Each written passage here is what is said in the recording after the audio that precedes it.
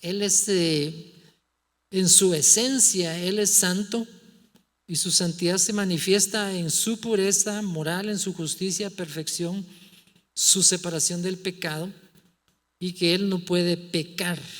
Yo hoy en la mañana, mientras estaba tomándome un tecito ahí en la casa, se me vinieron algunas escrituras, pero parte de esos versículos yo dije, voy a leer algunos versículos que hablen de esa santidad de Dios, ¿verdad? Entonces rápidamente busqué ahí en el Chivo, ¿verdad? Uno sabe que los encuentra. A ver si me están... Entonces se los voy a leer. Por ejemplo, Isaías capítulo 6, versículo 3 dice, estos son los ángeles los que están hablando, o la visión que tiene Isaías. Y el uno al otro daban voces, diciendo, Santo, Santo, Santo, Jehová de los ejércitos, toda la tierra está llena de tu gloria.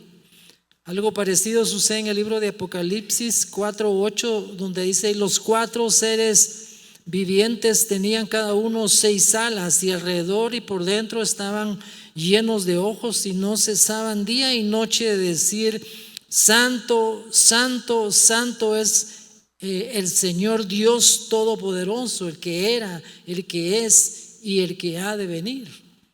Y en Primera de Pedro, que es una escritura que vamos a ver dentro de un ratito, dice, sino como aquel que os llamó es santo, sed también vosotros santos en toda vuestra manera de vivir, porque escrito está, sed santos porque yo, dice el Señor, soy santo.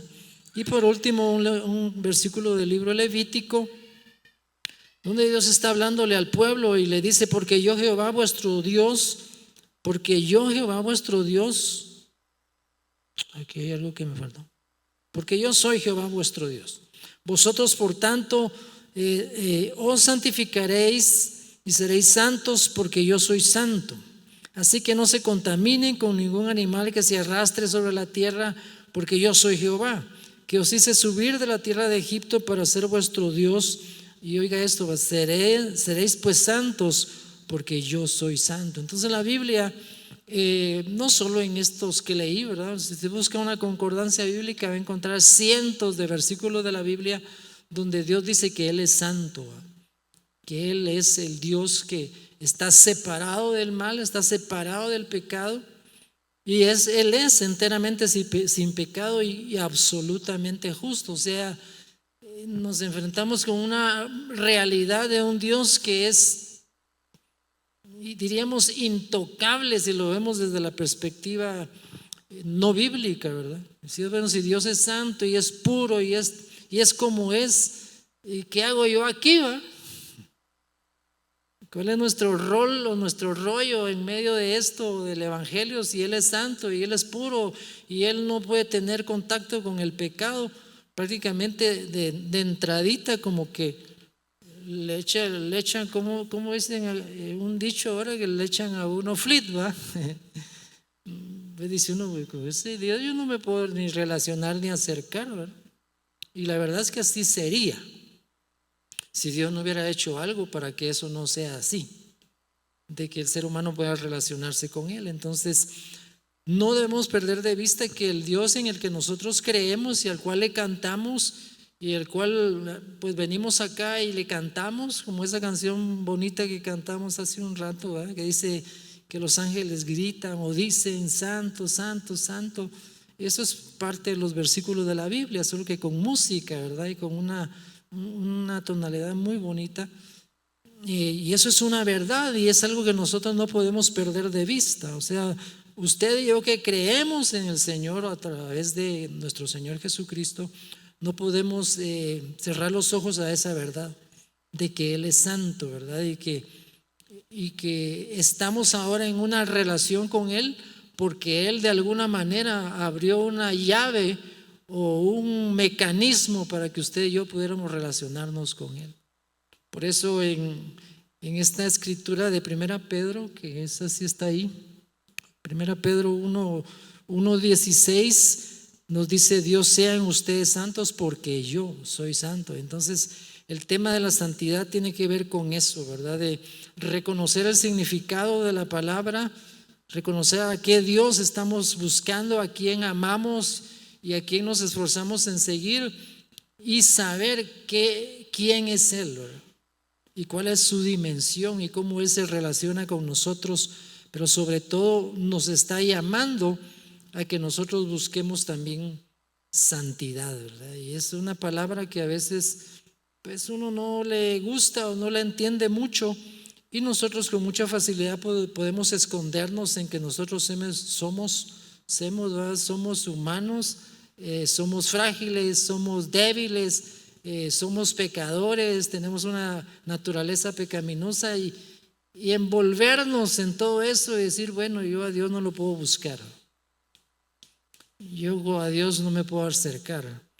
Y entonces uno mismo se pone en las barreras para acercarse a Dios, cuando la verdad es que Dios está con los brazos abiertos para cada uno de nosotros, hermanos. O sea, la Biblia dice que Él no rechaza a ninguno. Y aunque Dios nos conoce profundamente a cada uno de nosotros, no nos echa fuera, sino al contrario.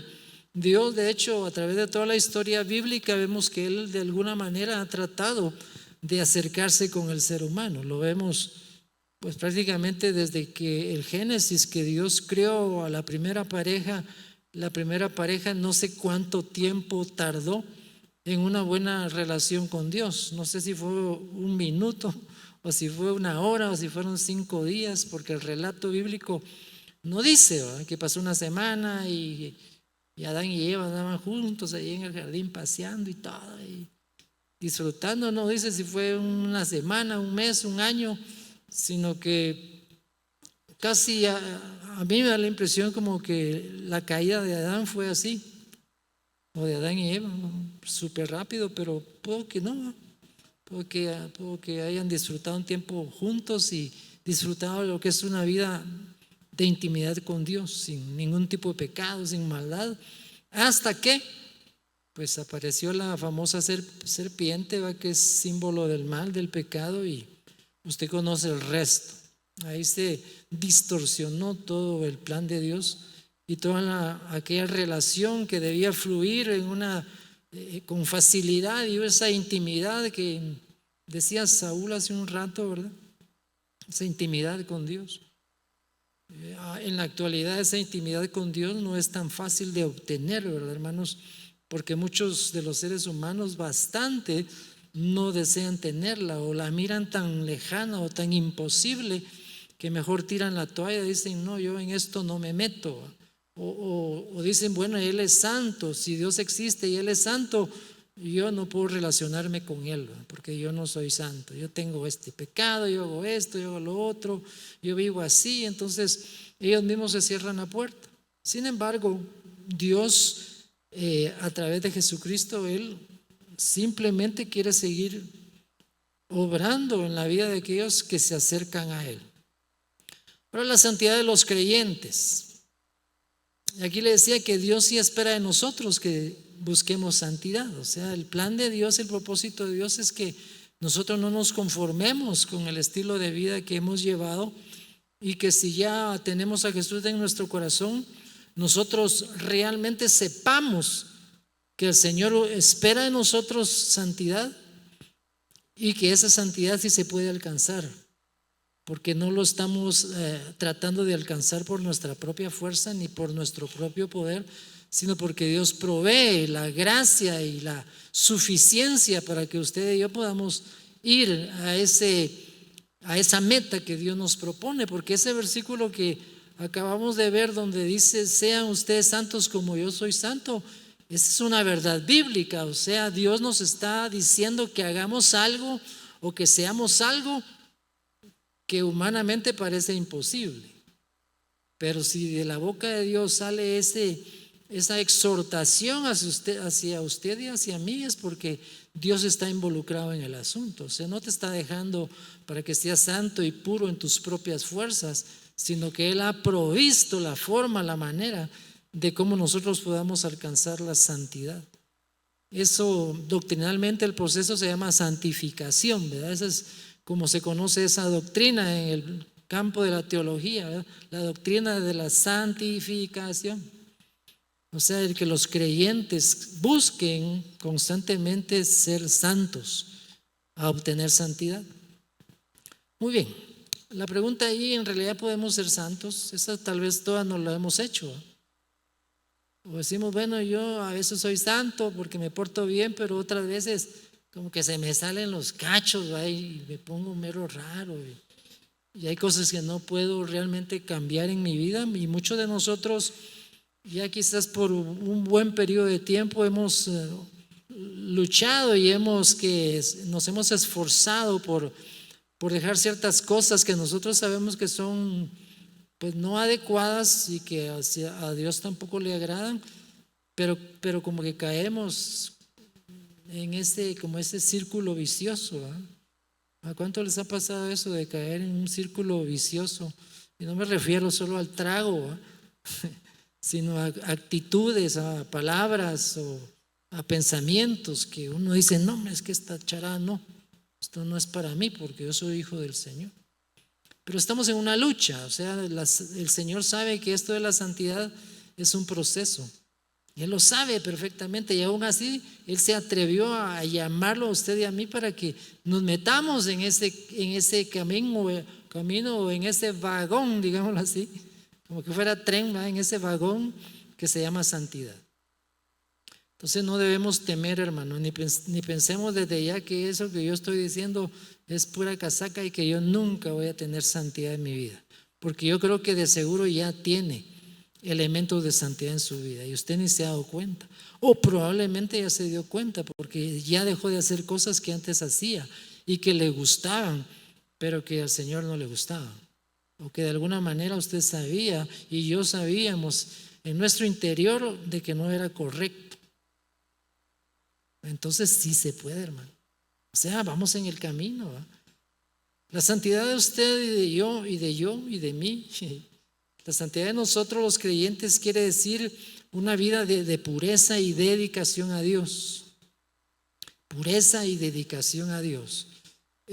Donde se separa uno del mundo y de las costumbres que hay y que hemos adquirido para vivir según la voluntad de Dios. Esa es la enseñanza de la santificación o de la santidad, ¿verdad? Que usted y yo, por la gracia del Señor, aprendemos a reconocer no solo que Dios es puro, sino a reconocer aquellas cosas que son puras y que debemos evitar, y empieza uno a separarse del mundo, ¿verdad? O sea, uno empieza a alejarse de ciertas cosas. Yo le cuento así rápidamente, yo no he sido santo siempre, ¿va? Ahora soy santo por la gracia de Dios y porque la palabra lo dice. Pero cuando yo no era creyente, cuando yo no había aceptado a Jesús, yo acepté a Jesús como a los 17 años probablemente, hermano. Pero yo de ahí para atrás hasta donde me acuerdo, yo hice muchas cosas malas. Así ya desde pequeño yo tenía una tendencia a cosas malas, ¿no?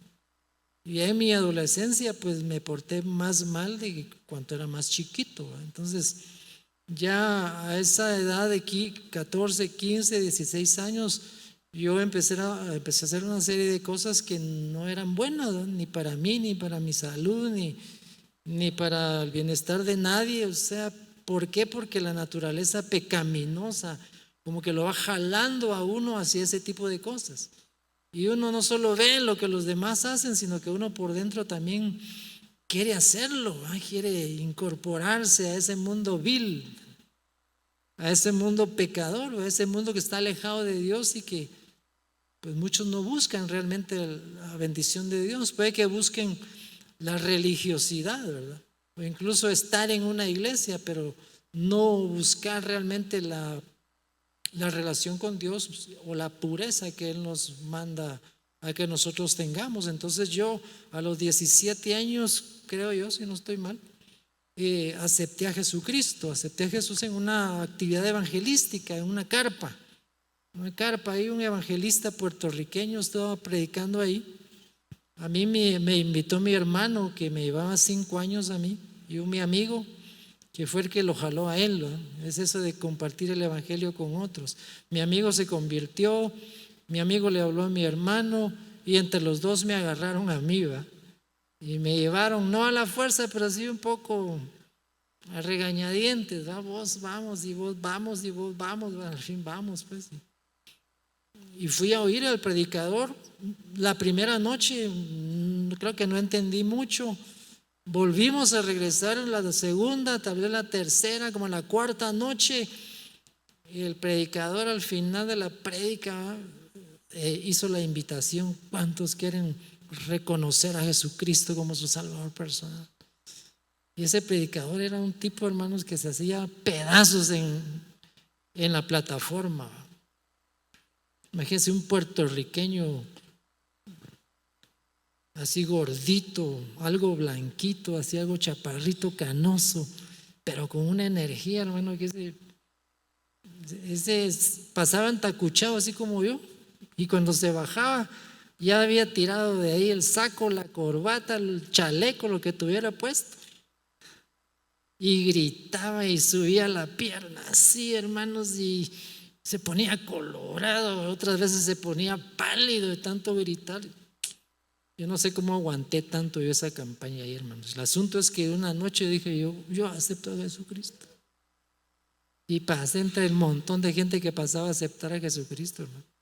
Se llenaba, todas las noches se llenaba el frente de la plataforma de cientos de personas aceptando a Jesucristo. Yo creo que Mario era chiquito todavía cuando fue esa campaña, porque él vive por ahí.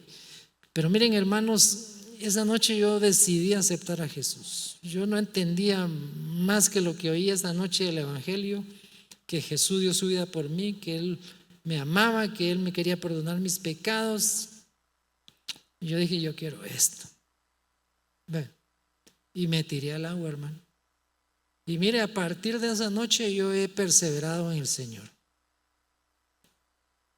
Hasta tenía 17 años y ahorita voy a cumplir 70.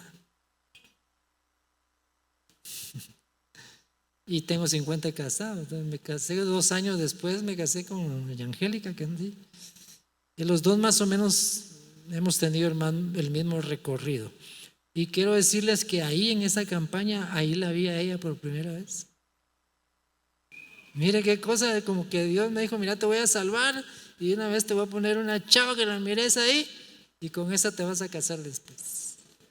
Qué bueno, hermano, o sea que a veces uno llega a las iglesias y no sabe qué es lo que Dios tiene para uno. Pero de repente aquí está su mero, su mera. Pero miren, hermanos, qué bendición es poder entender eso, que el Señor nos llama en un momento determinado de nuestra vida porque quiere hacer algo con nosotros, porque quiere mostrarnos su voluntad, quiere mostrarnos su amor, ese corazón compasivo que Él tiene. Y a través de la predicación del evangelio, a través del testimonio suyo, a través de lo que usted comparte a las personas, Dios hace cosas, hermano. El Señor llegó a mi vida por mi amigo que era un par de años más grande que yo, que él le predicó a mi hermano se convirtió a Cristo, entre los dos me predicaron a mí, o me llevaron a esa actividad evangelística y yo acepté a Jesús. Y míreme aquí, mi hermano ya se murió hace años, mi otro amigo, yo creo que por ahí anda todavía, ojalá que siga caminando en las cosas de Dios, pero mire dónde estoy yo, por la gracia de Dios. Y cuando yo tenía 15, 16 años, yo ni idea tenía, hermano, de qué era lo que Dios tenía para mí. Ni idea, hermano. O sea, yo creo que todavía estaba en los básicos estudiando por ahí, segundo básico, tercero por ahí. Era un chavito. No sabía nada, lo que sí sabía era agarrar vicios y cosas así que estaban a la mano. Pero Dios es misericordioso y Él puso a través de mi conversión a Jesús una semilla en mi corazón para empezar a buscarlo a Él y empezar a alejarme de lo mundano, de lo pecaminoso. Y entonces esto de a separarse del mundo obviamente no implica que uno se aísle del mundo. No implica que Dios me haya dicho, mira vos, Julio, ahora que ya me aceptaste, te vas a ir a aquella montaña, mira, y vas a vivir ahí en santidad. ¿verdad? No, ni siquiera me dijo, mira ahí en estas iglesias que están haciendo esta campaña, ahí puedes ir a alguna de esas y ahí solo santos vas a encontrar. Tampoco, ¿verdad? Sino que uno entiende qué es lo que debe de hacer, ¿verdad? Y sabe que a donde uno se acerca y lo que uno deja, pues va a haber una gran diferencia. Yo sabía que al acercarme al Señor y a una congregación, pues obviamente mi relación con el resto de mis cuates y los que hacíamos lo mismo, tendría que haber un cambio ahí, ¿verdad? No los rechacé, no los maldije, seguí siendo su amigo, de vez en cuando me juntaba con ellos, pero poco a poco Dios me fue proveyendo otros amigos, otras personas que conocí en la iglesia, y ahí mis relaciones poco a poco fueron cambiando, ¿verdad? ¿Por qué? Porque realmente Dios no quiere que nos aislemos del mundo, sino que vivamos de forma diferente, en medio del mundo, pero reflejando la obra de Dios en nuestros corazones, esa limpieza de corazón, esa santidad que Dios nos va transmitiendo. El creyente está llamado a vivir según los estándares de Dios que encontramos en las Sagradas Escrituras. Y ahí sí le voy a invitar, si trajo su Biblia o si en su celular tiene alguna Biblia, la versión que a usted le guste, ¿va? Yo uso más la Reina Valera porque es con la que estoy familiarizado, pero en realidad tengo un montón de Biblias diferentes, pero voy a usar esta hoy. Y si usted busca conmigo en Pedro, en la primera epístola de Pedro, que es la escritura que está ahí, versículos del 1 al 14, primera Pedro capítulo 1, aquí la tengo, si él la tenía apartado, pero versículos del 1, del 14 al 15, yo se lo leo aquí y usted lleva ahí la lectura.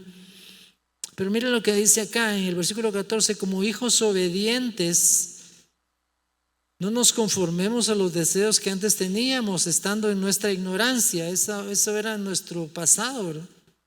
Esa ignorancia que teníamos de Dios y de sus planes. Pero ahora, como hijos obedientes, por la fe en Cristo Jesús, nos convertimos en hijos, ¿verdad?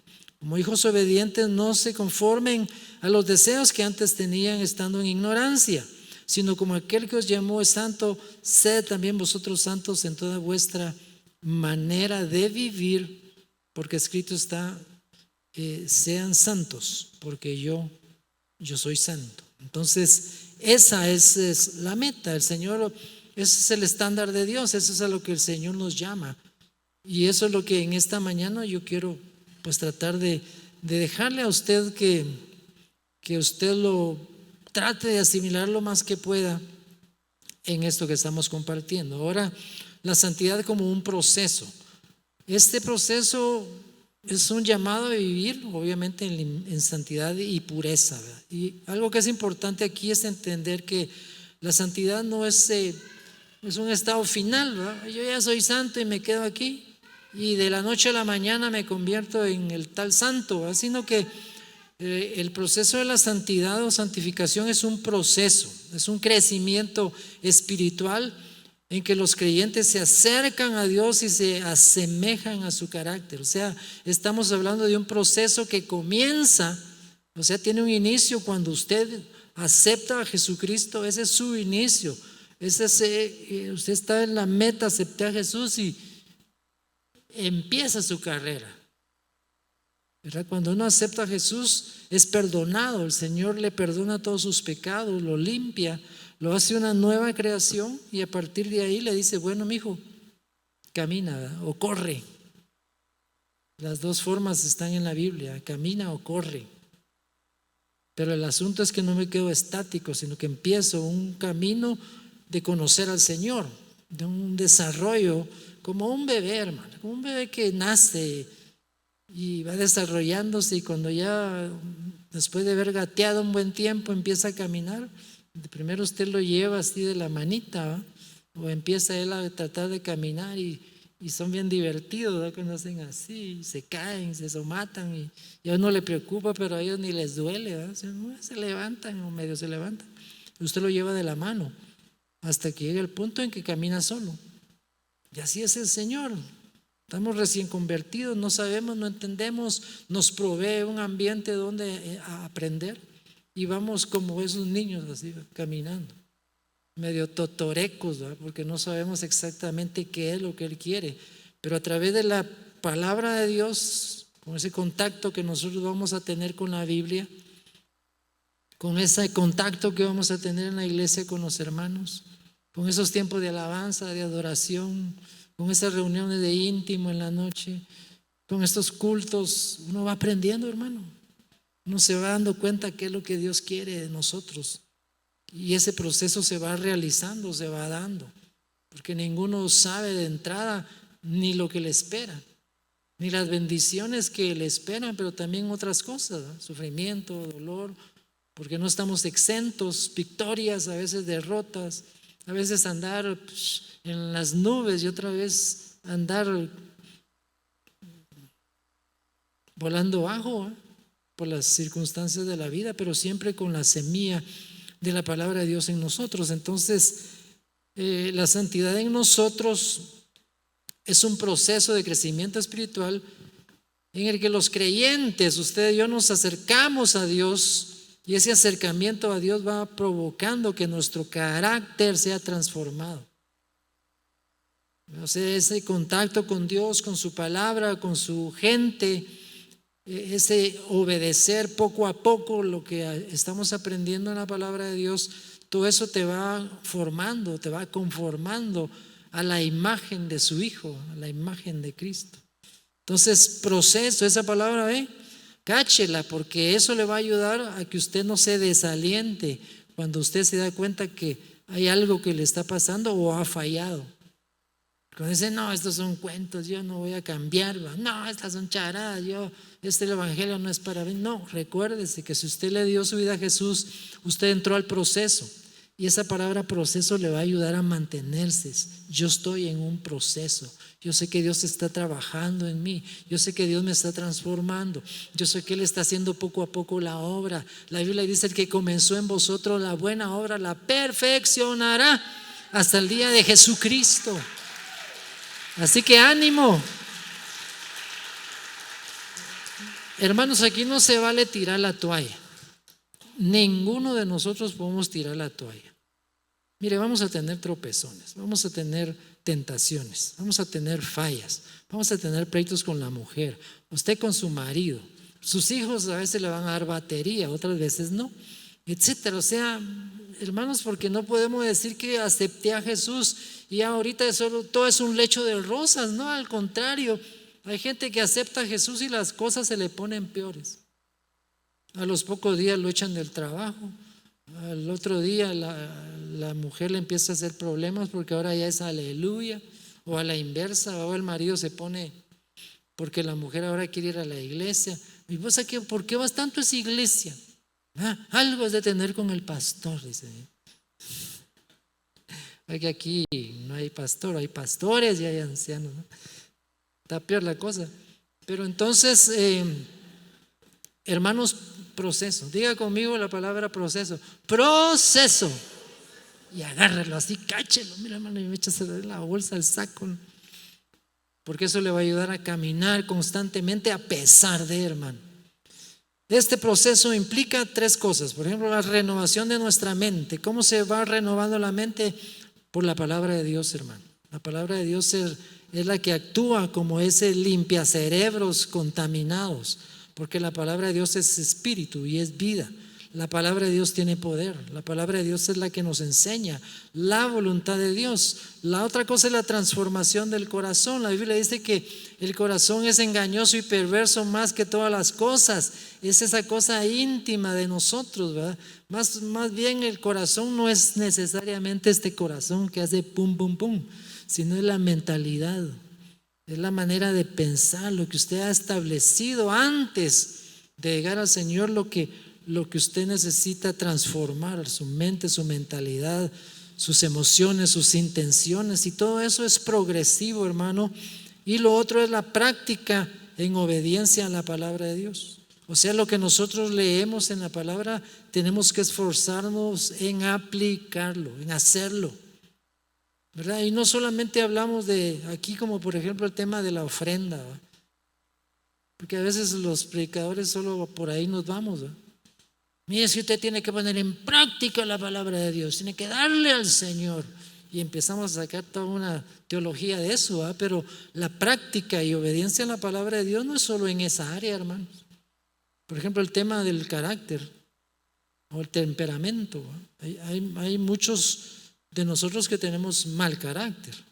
Somos bravucones y brincones y rápido nos ponemos colorados y rápido empezamos a sacar de nuestra boca palabras que nada que ver, ¿va? O si es con la esposa se alteran, le gritan y algunos hasta la quieren, pues sí, ¿va? Y son cristianos, ¿va? Y son hermanos, sí, pero es que yo estoy comenzando, hermano Julio, todavía me cuesta, ¿va? Pues sí, es cierto, pero el Señor quiere transformar eso. Él quiere que seas obediente a la palabra, y la palabra dice que debes amar a tu mujer como a vos mismo, y que no debes maltratarla, sino debes amarla, cuidarla, respetarla, honrarla y darle su gasto y darle más del gasto para que tenga para sus dulces y etcétera, ¿va? O sea, se da cuenta, esa es una renovación de la mente, pero eso es una obediencia a la palabra de Dios. O la relación con sus hijos, por ejemplo, si usted los grita, si usted los somata, si usted los patea, si usted nunca les dice nada amoroso, el Señor le dice, no, mira, tienes que cambiar eso en tu vida, hermano. No puedes seguir tratando a tus hijos como que son chuchos, ¿verdad? Sino que tiene que haber un cambio, ¿sí? Y a los hijos les dice también, mira, vos tenés que honrar a tu papá y a tu mamá, ¿verdad? Tenés que ser amorosos con ellos. Tienes que aliarte a lo que ellos están haciendo. Vos también debes buscar a Dios, ¿verdad? No te la lleves de que porque sos patojo y que no. Vos debes amar y honrar a tus padres. O sea, la Biblia tiene todo esto, hermano, y nos enseña y nos va llevando por el camino. Y nosotros, ¿qué tenemos que hacer? Obedecer, aprender a obedecer. Si uno es chismoso, pues hermano, tiene que dejar eso. Si uno es mentiroso, también. Si a uno le gusta agarrar lo que está mal parado, o aunque no esté mal parado, pues también tiene que tener control sobre esas cosas, porque todas esas cosas que he mencionado parecen normales para mucha gente, pero según la palabra de Dios, todo eso hay que transformarlo en cosas buenas, en cosas positivas, en cosas que nos bendigan a nosotros mismos y que se traduzcan en pasos en ese proceso y que honren a Dios, porque a la larga, hermano, todo el tema aquí es agradar a Dios, ¿verdad? Y no necesariamente agradarnos a nosotros mismos. Miremos algunos aspectos que nos ayudan a entender mejor todo esto del proceso. En primer lugar, debemos ser hijos, y era parte de eso, ya lo comenté cuando les conté un poquito de mi testimonio. Antes de aceptar a Jesús y de entregarle nuestro corazón a Él, no somos hijos. Eso de decir que todos son hijos de Dios no es cierto. Eso no es cierto, hermano. Eso no es bíblico.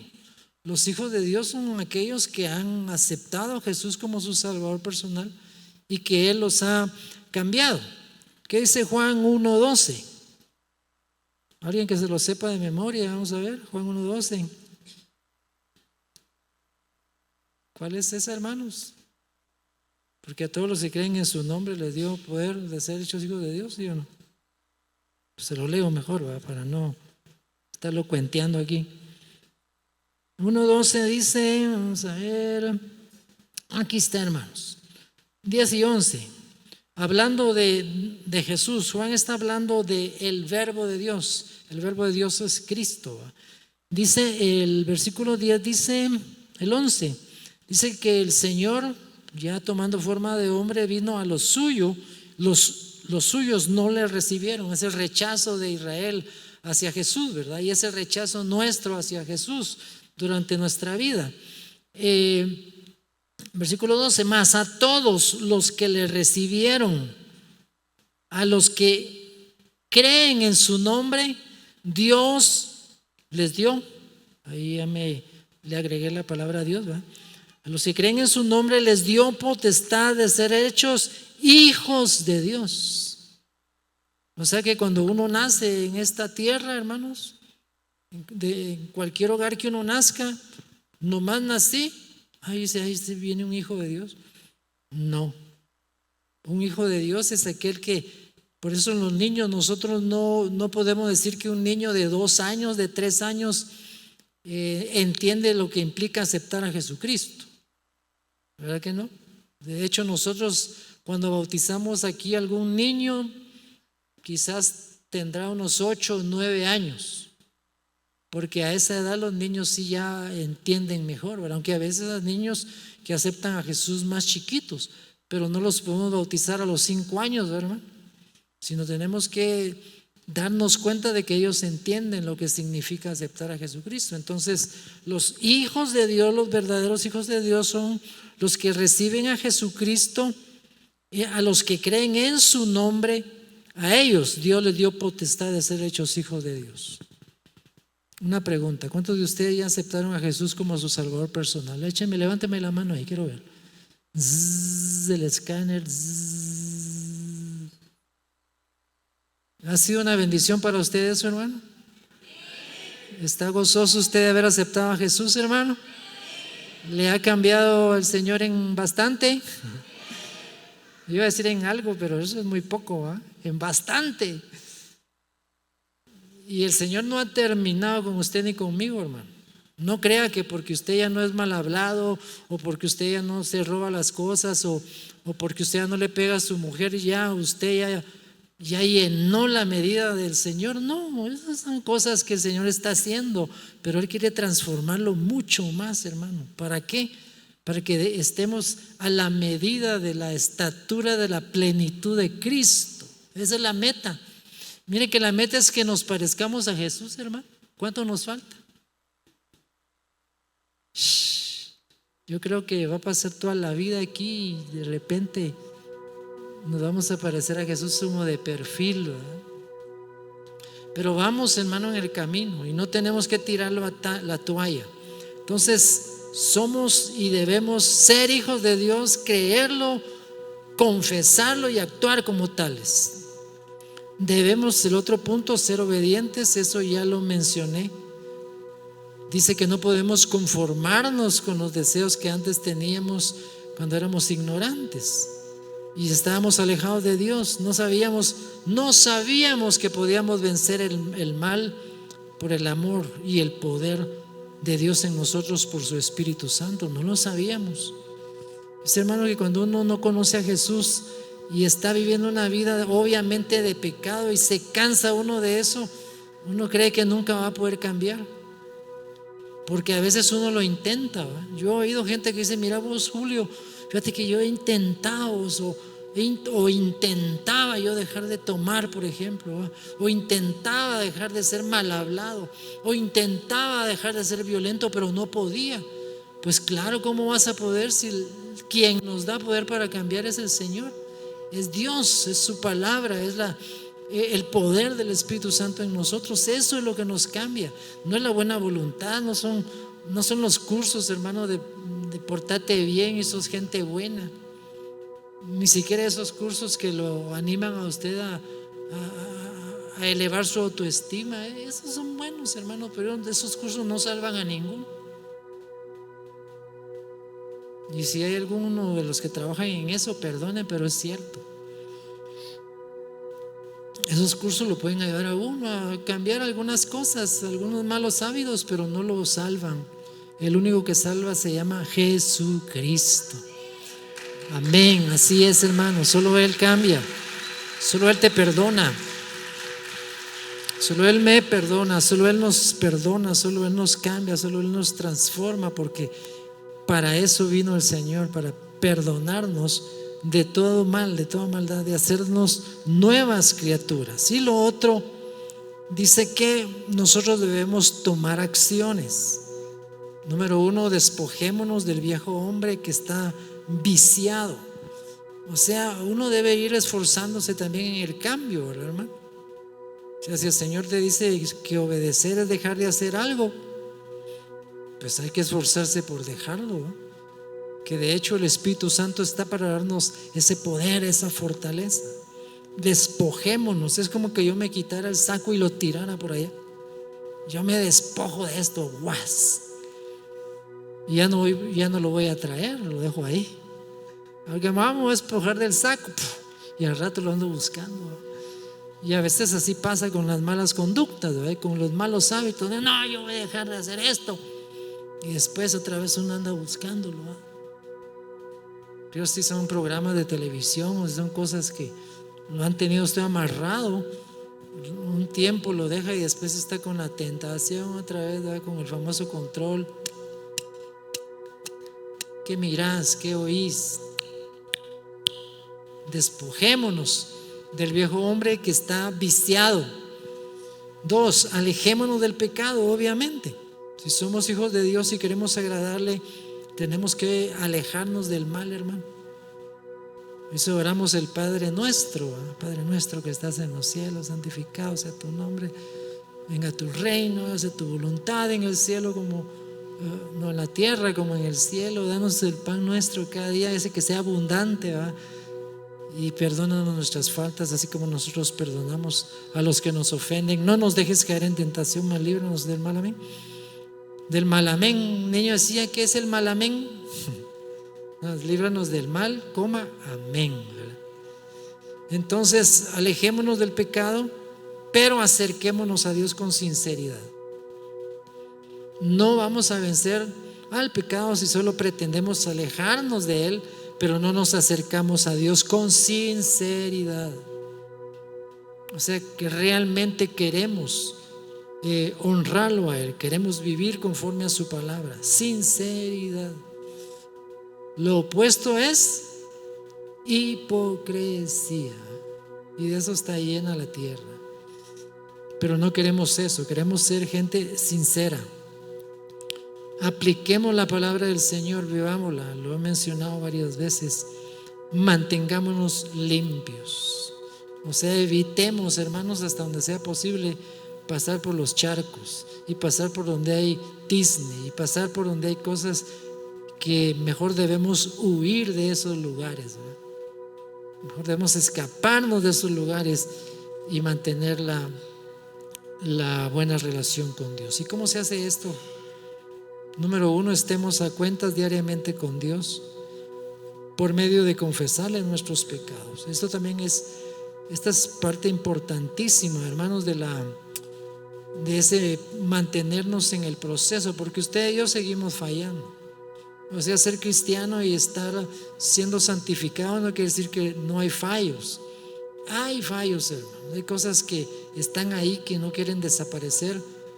Debemos estar a cuentas diariamente con Dios por medio de confesarle nuestros pecados. Dice que si confesamos con nuestra boca, pues el Señor nos perdona. Si confesamos nuestros pecados, Dios es fiel y justo para perdonar nuestros pecados y limpiarnos de toda maldad.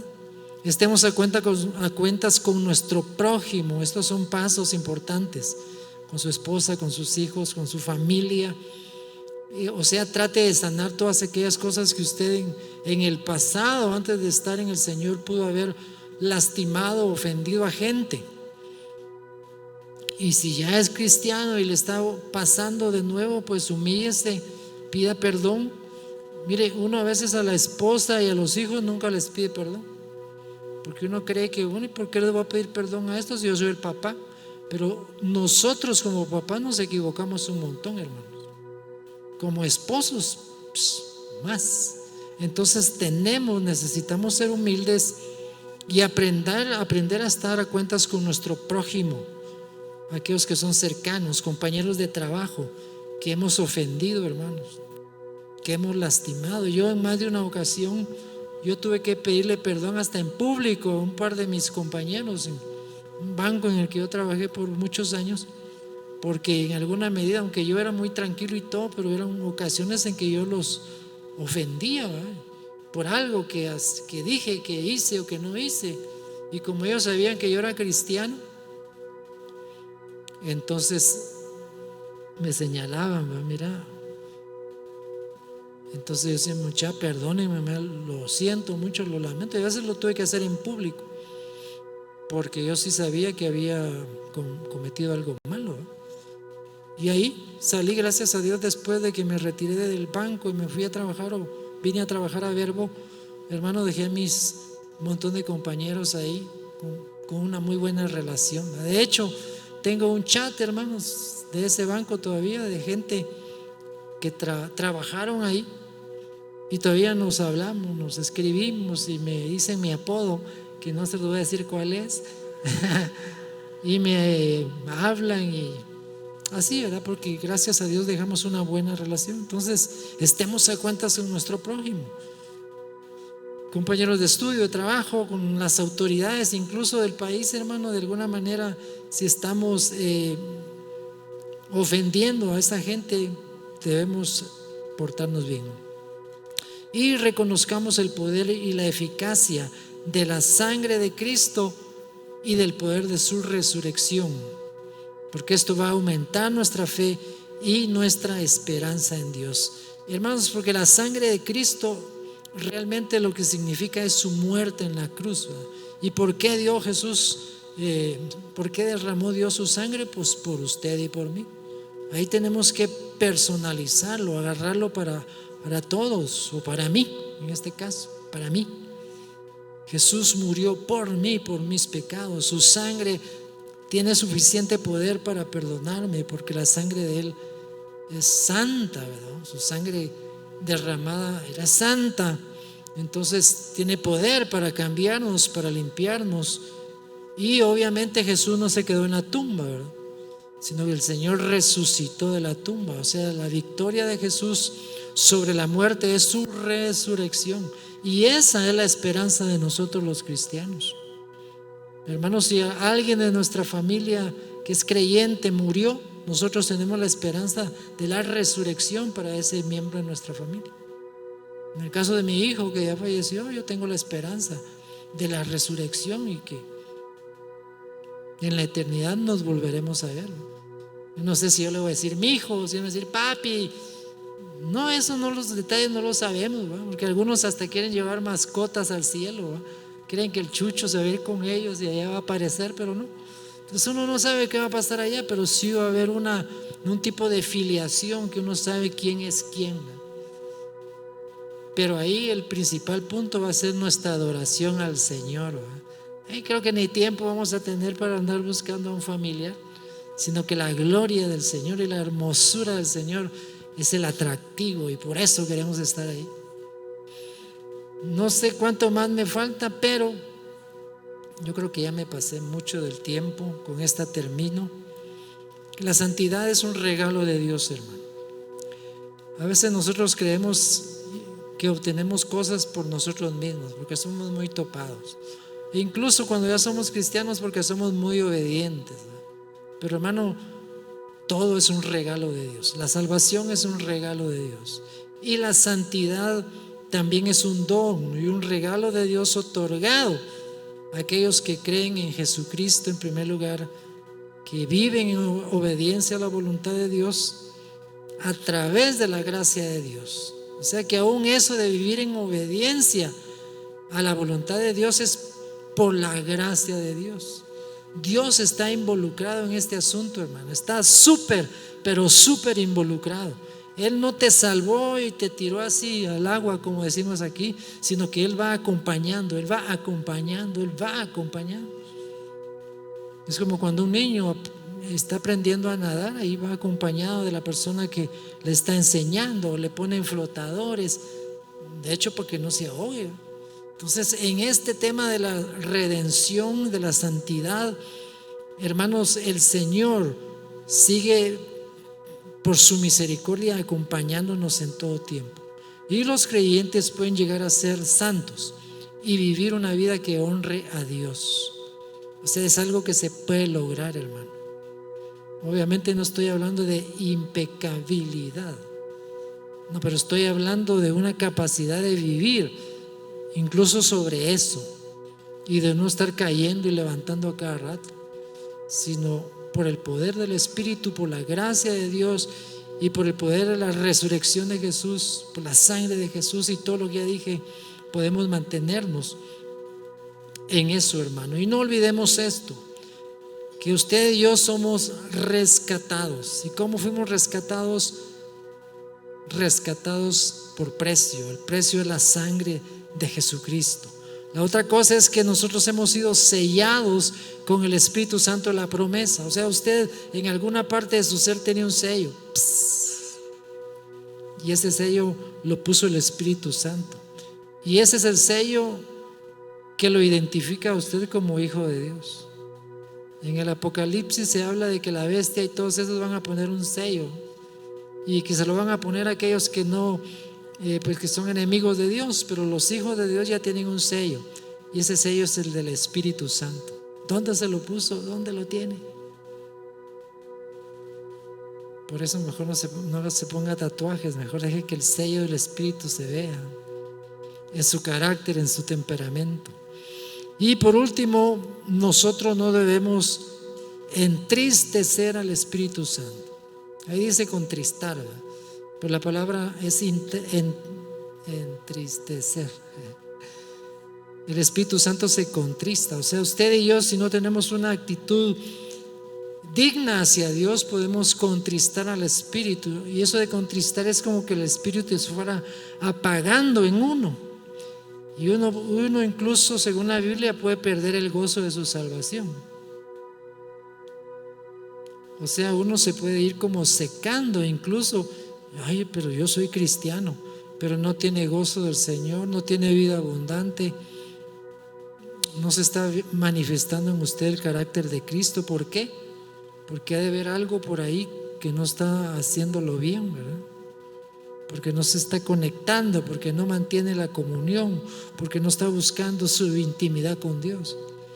Porque, hermanos, si bien es cierto que la salvación comienza cuando aceptamos a Jesús, pero esa relación con Dios se debe mantener todo el tiempo, hermano, y profundizar en eso, desarrollarnos en esa intimidad con Dios, porque de lo contrario, hermanos, vamos a ser unos cristianos carnales. Lo opuesto a un cristiano espiritual es un cristiano carnal, ¿verdad? Que sigue siendo dominado por sus deseos y por sus pasiones, y ahí uno pone en tela de dudas si verdaderamente le entregó su corazón a Jesús. Entonces, rescatados, sellados, no debemos contristar al Espíritu, sino vivir, hermanos, buscando agradar a Dios con todo nuestro corazón. En conclusión, ya terminé entonces, la santidad en la Biblia es un concepto central que refleja la naturaleza de Dios y el llamado que hace a sus hijos para que se aparten del mundo y vivan una vida que refleje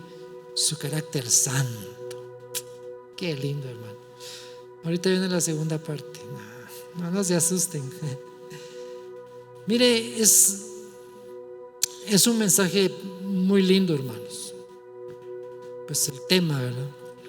Es una cosa muy hermosa y que usted y yo debemos buscar y anhelar con todo nuestro corazón, hermano. Y como le dije hace un rato, que yo no estaba hablando de ser impecables, ¿verdad? Porque ninguno aquí es impecable. Todos cometemos errores, hermano. Todos afectamos de una u otra forma. Pero como dije en el desarrollo de este mensaje, hay maneras como nosotros podemos ir corrigiendo esas cosas y que nuestra vida verdaderamente glorifique a Dios, que seamos para la gloria de Dios, hermano.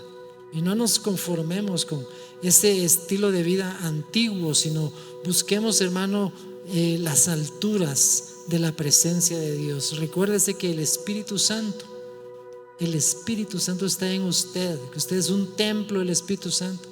O sea, el poder de Dios está interno en nosotros. No es algo que viene sobre nosotros, como cuando uno recibe el bautismo del Espíritu Santo. No, el Espíritu Santo mora dentro de nosotros. O sea, tenemos la fuerza interior, la capacidad es interna, de adentro hacia afuera, y por eso es que podemos ser más que vencedores. Así que en el nombre de Jesús, yo le animo, hermano, para que usted tome esta palabra que hemos compartido en este día y que la haga propia. O sea, agárrela para usted, es para usted. Aférrese a ella y camine, esfuerce. La Biblia dice: esfuérzate y sé valiente, no temas ni desmayes, porque Jehová tu Dios estará contigo a donde quiera que vayas. O sea, no estamos solos, hermano. Vamos a pelear esta batalla con el Señor.